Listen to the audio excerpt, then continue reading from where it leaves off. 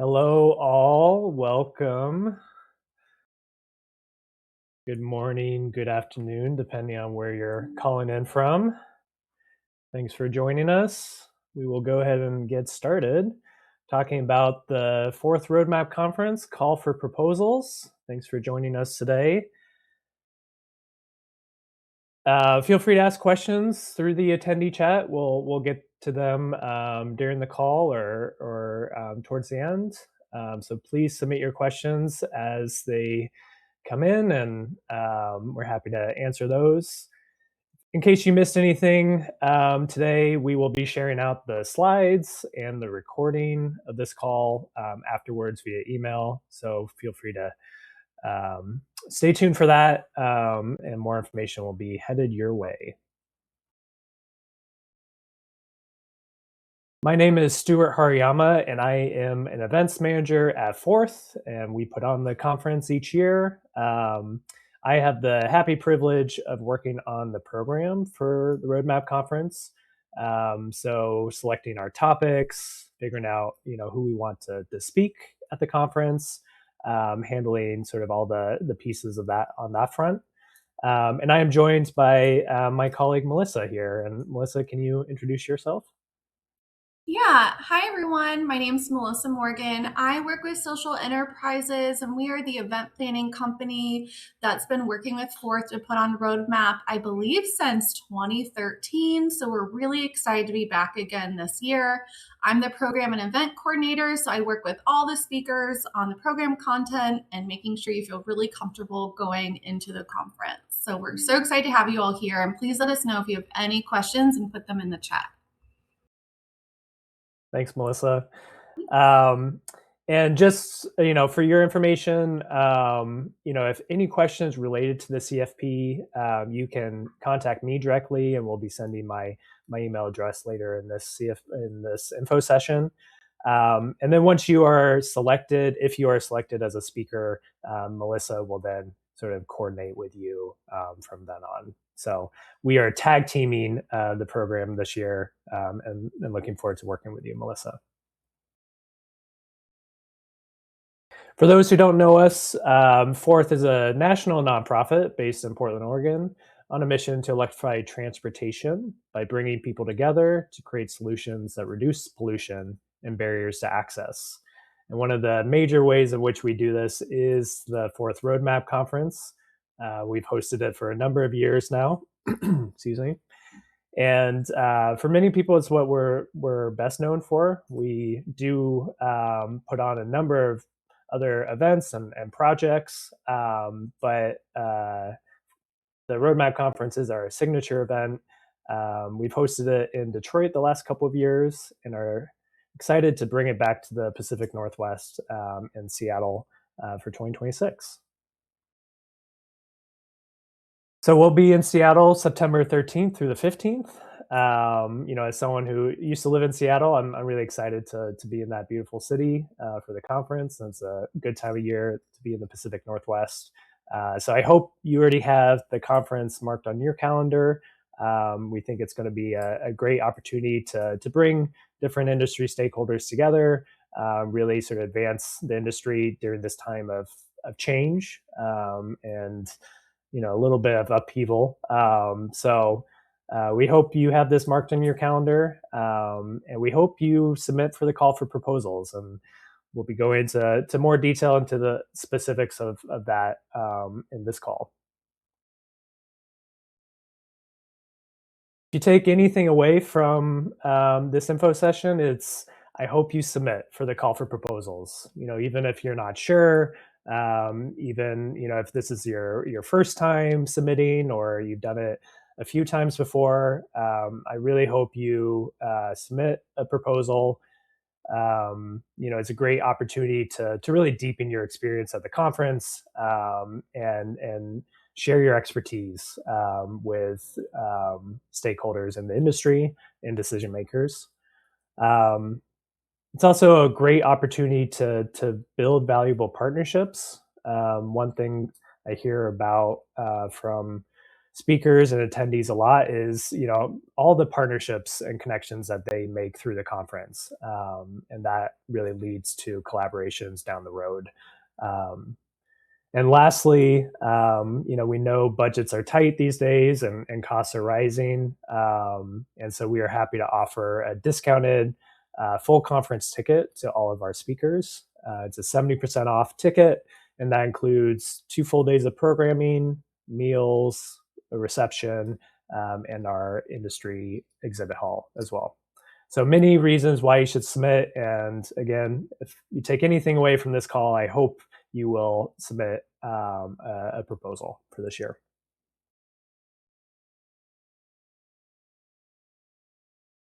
So wanting to go over a little bit about the types of submissions we're looking for.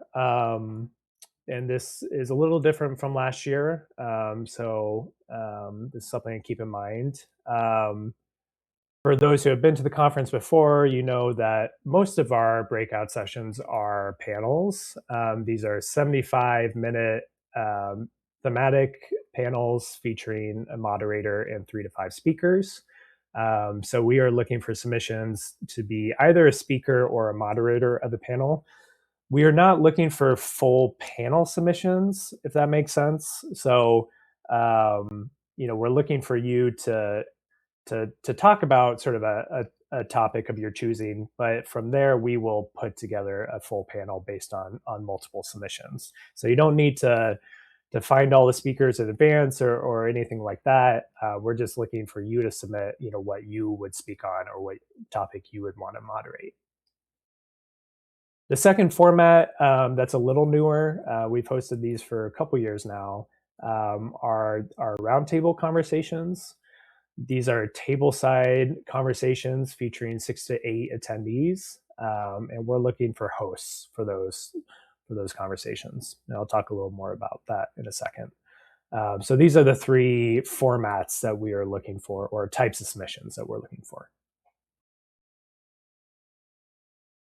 So our panels are more traditional conversations. This is sort of what it'll look like.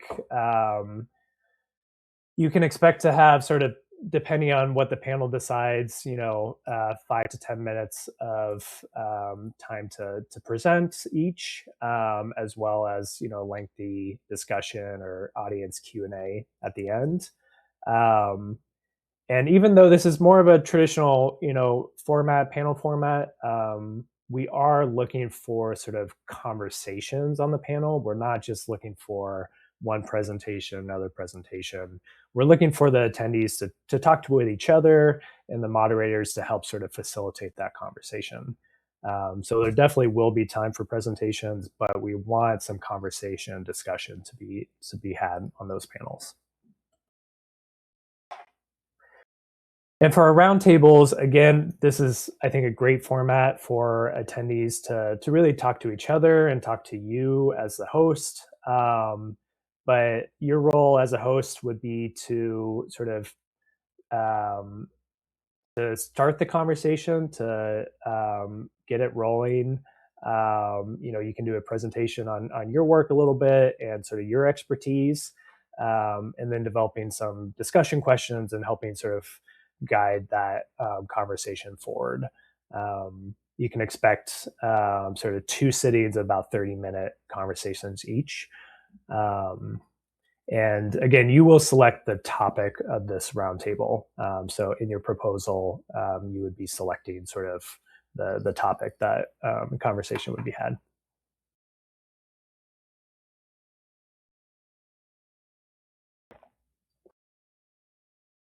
For those who have been to the conference before, we think there's a lot of aspects of our program that might be a little different from other conferences, which we really enjoy, which we think enriches the experience. And I really recommend, as you work on your proposal, to really keep this slide in mind. I think this is really helpful information as you're crafting your proposal. And I want to touch on really 2 of these points in particular. One is, we're looking for best practices to be shared, especially on the panels. We're looking for speakers to share, what's been learned in the process. And oftentimes we're just as interested in what didn't work as what did. We think that, I think attendees are really interested in like, what are some of the trial and error things that didn't work and what did we learn from that? So feel free to talk about that in your proposal. Best practices that you will share, including what didn't work from your experience. And second, and I talked about this a little bit, but we're wanting our panels to be conversational. And part of that is offering diverse perspectives. So what voices do we want included in that conversation? And a lot of that relates to wanting different industry sectors to be represented on each panel. So for example, our multifamily housing panels, we'll often have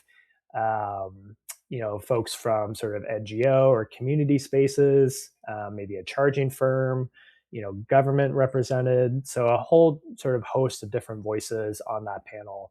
And that's something to keep in mind. If your proposal is not accepted, oftentimes it's because we had, a number of submissions that, were coming from a similar sector and a similar topic, and we just couldn't fit all of those into one panel. So we encourage submissions from, especially like utilities and government are often underrepresented in our submissions. So we definitely encourage submissions from those sectors. But yeah, we're looking for diverse perspectives on our panels.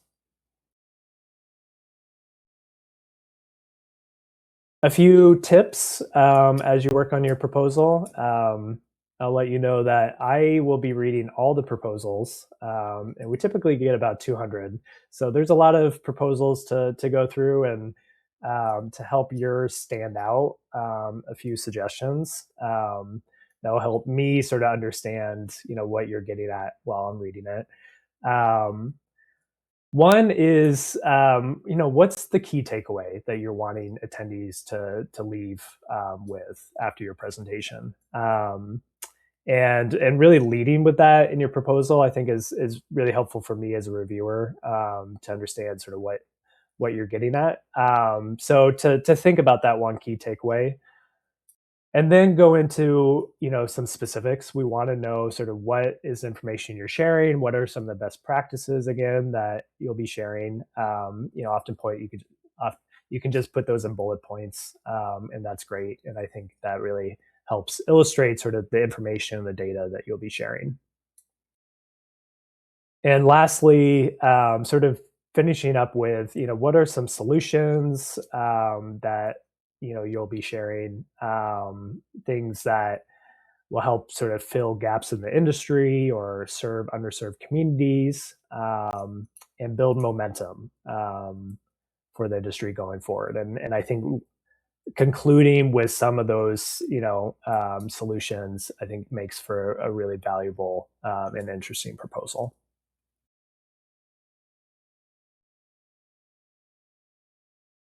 Finally, a few details on submitting your proposal. Proposals are due February 13th, which is in about 3.5 weeks. So you have some time, but I encourage you to get rolling on this. There isn't a whole lot of time, so encourage you to submit it early and get that in when you can. We take all of our submissions through the Sessionize platform, which is linked on our website, and Melissa has dropped in links as well. And if you are accepted, you'll be notified by around mid-March. We don't have a date in mind, but during that time frame. And lastly, we will accept submissions after February 13th. In the past, we've done sort of we've extended the call for proposals, and we won't do that this year, but we will accept late submissions. We just can't guarantee that they will get a full review. So if for whatever reason you're not able to get a submission in by the 13th, that's okay. But we just can't guarantee that they'll get a full review like the ones that were in on time. So something to keep in mind on that front. And I'll pass it over to Melissa to talk a little bit about, if you're accepted, sort of what the process from there would be. Melissa? All right, wonderful. I wanted to take a few minutes to kind of talk about what speaker support is going to look like for 2026, because we know submitting a CFP can feel like a really big step, a little overwhelming, especially if this is your first time speaking at Roadmap. First, as a thank you for sharing your expertise, all speakers will receive a deeply discounted registration rate of $399. And trust me, this is a good discount. We want participation to be accessible and to recognize the value of the time and insight that you're contributing. In August, we're going to host a speaker prep and info session for all speakers and moderators. This is going to be a supportive orientation where we'll walk through what to expect, timeline, session formats, and answer any questions that you have live. We'll also send out panel introduction emails and connect you with your moderator and fellow panelists ahead of time. That way you're not meeting one another on the stage for the first time, and you can start building rapport early. We strongly encourage optional practice calls or panel meetups. They're a chance to align on flow, avoid overlap, and make sure everyone's voices are represented. Panels that connect ahead of time tend to feel more natural, more engaging, and more valuable for the audience. So it's optional, but highly recommended. Plus, you'll make new friends, and who doesn't love that? To make preparation easier, we will also provide an optional Roadmap branded PowerPoint template, which I know you're so excited to hear. And it's there if you want to use it. It's optional, but it helps to save time in creating a polished and consistent look, especially when you're merging presentations with your fellow presenters.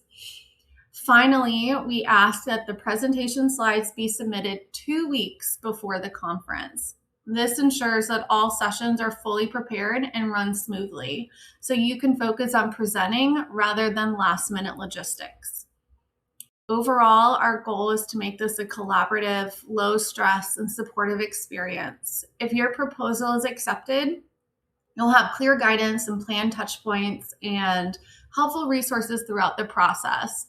We're definitely here to support you the whole way through, and we will both be on site for Roadmap, of course. We hope you'll consider submitting a CFP, and we'd love to support you in sharing your work with our Roadmap community. So with that being said, now we're going to look for some questions from all of you. Let's see. Stuart, are you ready for questions? Yeah, let's do it. Okay, so we have, when will the presentation slides be made available?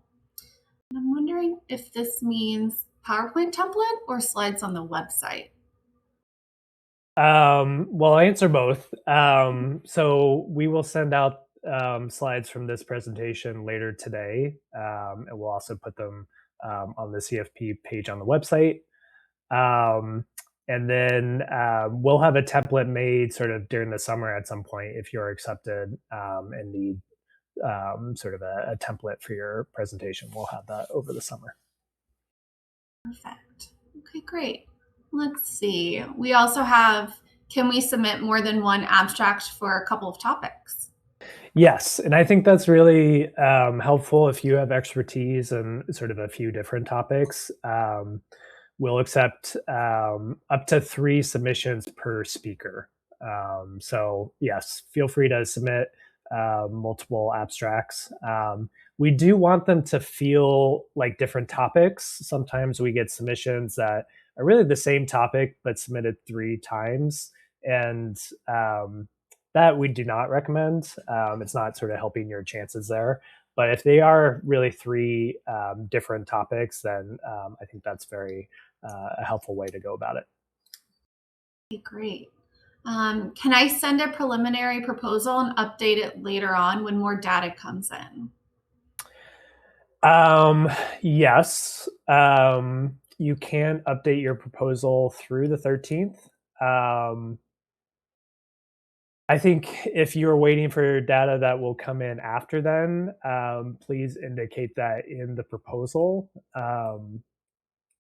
I think, that's sort of, we can sort of see what that looks like with that proposal. But if the data will be coming in after then, please just indicate that in your proposal. We'll go from there.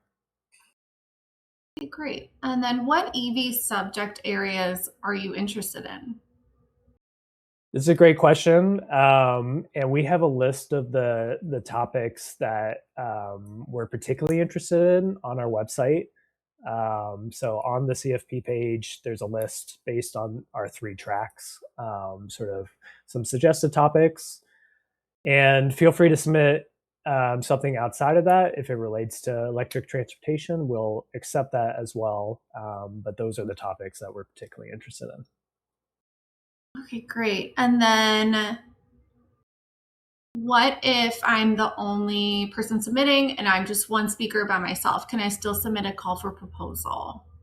Yeah, this is a great question, and maybe something that might be a little different from other conferences is um, for Roadmap Conference, the organizers will put together the panels. So, all we're asking for submitters is to submit to be either a speaker or a moderator, but we will then craft panels around sort of a common theme that incorporate multiple proposals. So, there'll definitely be, you won't be the only speaker on your panel. There'll be 3 to 5 speakers, and we will sort of craft that panel out of multiple submissions. Okay, good to know. And I think this might be our final question, unless someone else throws something in the chat. When planning our ideas, what's the type of audience we should prepare for? That's a great question. That's a great question. Yeah. So roadmap is typically sort of 50% are returning attendees and 50% are new. So we definitely have a good amount of folks who have been in the industry for a while, are coming from government or sort of nonprofit settings, utilities, charging firms, sort of a whole host of parts of the electric mobility industry. But expect folks to sort of have baseline understanding. So you don't need to go over sort of the 101 of EVs. They'll have some understanding, but I think our attendees are looking for sort of new ideas, new perspectives, sort of new takes on, what can work in 2026 in our industry, since things are moving so quickly and changing, what's working currently and what can sort of help drive the progress going forward. Great. Looks like that's it for Q&A.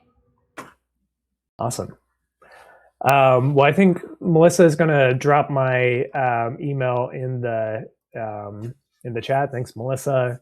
Feel free to email me with when more questions that come in. I'm not able to review your abstract in advance, but happy to answer some questions. We will also send these slides out and the recording of this presentation afterwards. And again, if I can impress anything on you, it's please submit. We really value your perspectives, and we're not able to take all of the submissions we get, but we really value and want to hear your expertise. So please consider submitting by the 13th, and looking forward to seeing you at the conference. Thanks all. Take care. Bye.